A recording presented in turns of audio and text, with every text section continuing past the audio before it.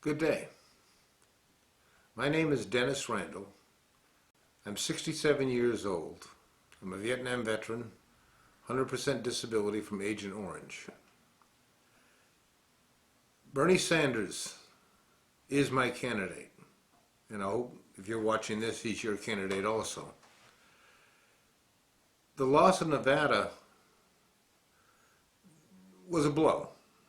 There's no doubt about it. Don't mince words. We had hoped to win, and we didn't. But we shouldn't be terribly surprised. Bernie Sanders is up against one of the most powerful political machines in the history of the United States. Make no mistake, the Clinton campaign is machine politics of the first order. The billionaire class, the people with all the wealth, the top 1%, the top 1/10%, the top 10%, make no mistake, they're not going to surrender their power, privilege, or advantage easily. Certainly not to a bunch of socialist, democratic socialists. No, they're not. They're going to use every trick in the book. The economy is rigged, we know that. But we also need to understand something else. The media is rigged. The amount of coverage that Sanders gets was minuscule. It's gaining now. But how much of it is positive? How much is it negative? And how much is seemed to be designed to make us despair about his chances? A revolution of the magnitude that Bernie Sanders is talking about isn't going to be easy. We shouldn't fool ourselves. It may take this election cycle or next election cycle, but by being there, by supporting Mr. Sanders, Senator Sanders, we are supporting his message that is being discussed for the first time in living memory, certainly my memory, the disparity of wealth, of privilege, how just askew this whole economy is. We need to stay the course. We need to maintain. And also understand that the Clinton campaign is going to triangulate. Triangulation, in this case, means co-opting much of Sanders' message, while at the same time suggesting that somehow Bernie Sanders is unelectable because of his agenda.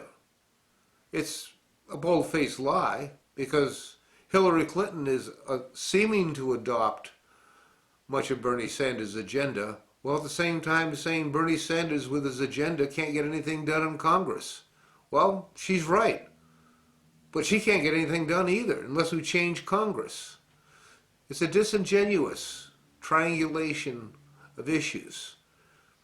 If you're a Clinton supporter, let me tell you why you should probably vote for Bernie Sanders. You can vote for Hillary in the general. She'll likely win. But if we silence his message now, during the campaign, by not giving him our vote, the message becomes lost in the static.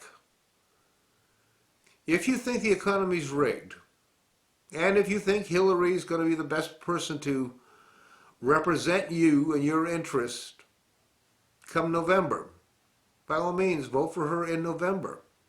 But if you believe Bernie's message is worth telling and worth listening to and worth heeding, give him your vote. Keep the message alive. That's how we change America. Staying on focus, staying on message. This is not a campaign about personalities.